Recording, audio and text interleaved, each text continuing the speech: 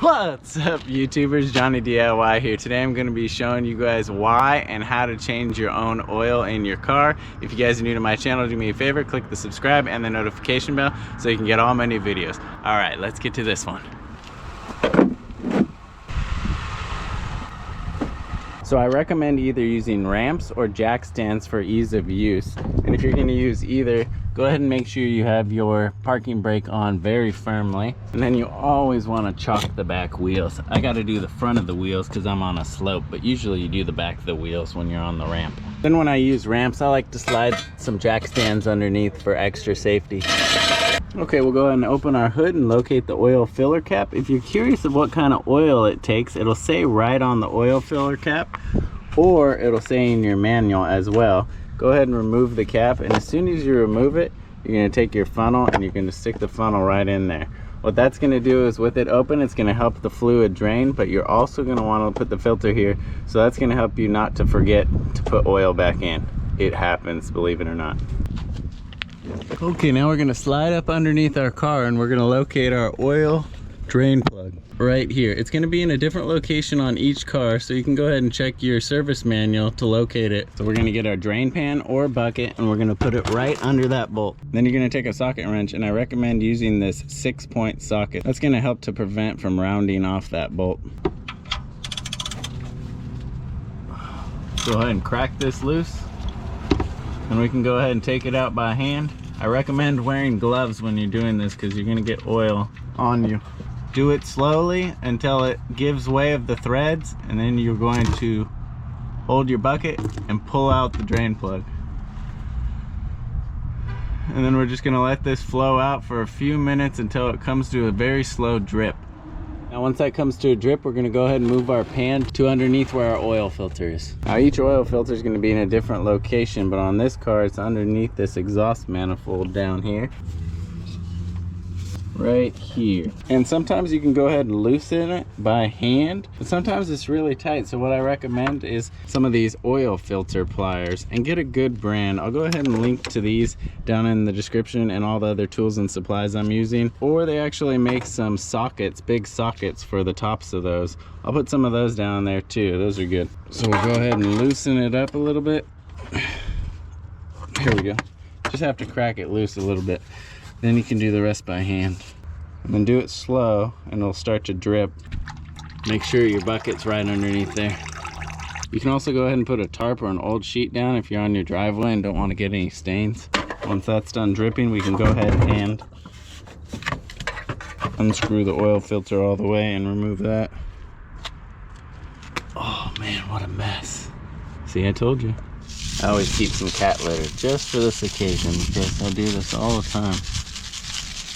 So we're gonna go ahead and check our old oil filter, and we're gonna make sure this gasket that goes around the bottom right here, that this gasket didn't actually stick and stay on there. You don't want that gasket to leave behind, or what'll happen is you'll double gasket it with the new one and it'll end up leaking a lot of oil out down the road, and you'll lose oil pressure and it can really damage your engine. So you're gonna wanna make sure you bag up your old oil filter as well, because you're gonna need to recycle this with the oil. Now you're gonna wanna get your new oil filter, and make sure you get a quality oil filter, because this is what does a lot of the work to keep the oil clean. And you can go ahead and actually pre-fill this with oil. You just pour oil in here and let it soak into that.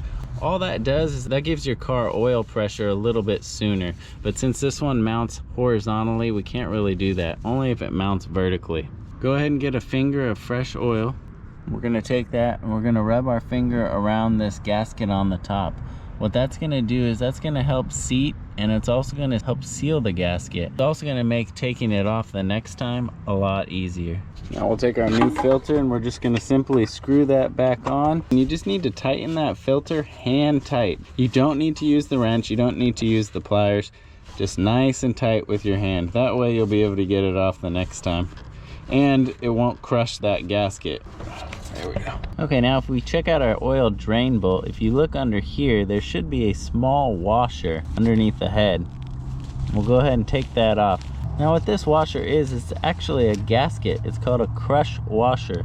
This is what actually seals the oil from dripping out of your oil pan. These really are just one-time use. You can get away with using them a couple times, but you really should replace them because you can develop a leak if you don't. And also you will have to tighten your bolt tighter and tighter each time you reuse it. You can end up stripping your drain pan. I buy a big bag of these in bulk, so I'll always have them on hand. I'll make sure to put those in the description as well. They're really cheap.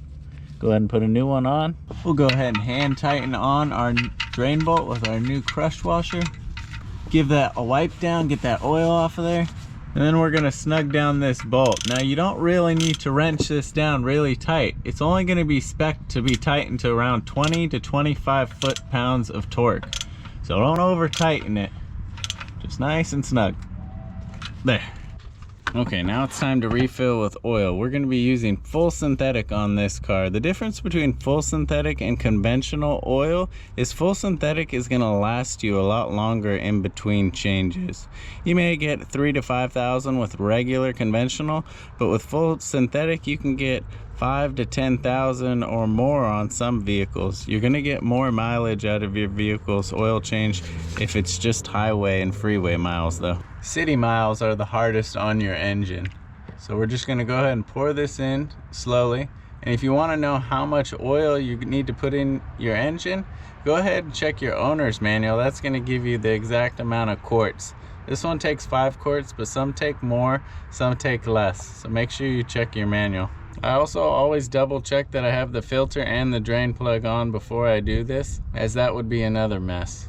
Now why you want to do your oil change is because I've had a lot of bad experiences with taking them to places to get it done. And my dad even took it to a place once and they didn't put the drain plug in all the way. He got a few blocks down the road, it had blown out the drain plug, all the oil had come out, and the motor was almost about to seize up. I'm sure you guys have got some horror stories of your own. Go ahead and put them in the comments below. I'm interested to hear those. Also be sure to leave some comments on any tips that you guys may have or something that you think I may have forgot. Okay, then we can go ahead and remove our funnel, and we're going to want to make sure that we put our oil filler cap back on. Make sure that's nice and snug and tight.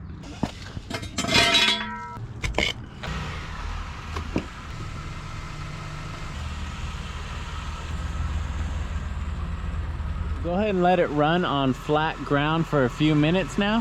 While that's running, we can go ahead and pour our used oil into a container, and you're going to want to take this to your local hazmat facility that processes used oil and other fluids. Some auto parts stores like AutoZone, O'Reilly's also take used motor oil. You can take there to recycle, and make sure you take that filter too. It's really important that you do that. Motor oil is horrible for the environment.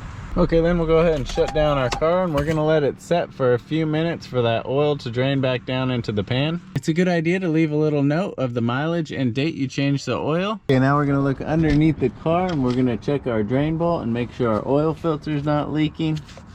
Looks good. Okay, now finally we're gonna pull our dipstick and we're gonna wipe it off, put it back in, push it in all the way and pull it out again, and we're gonna check the oil level.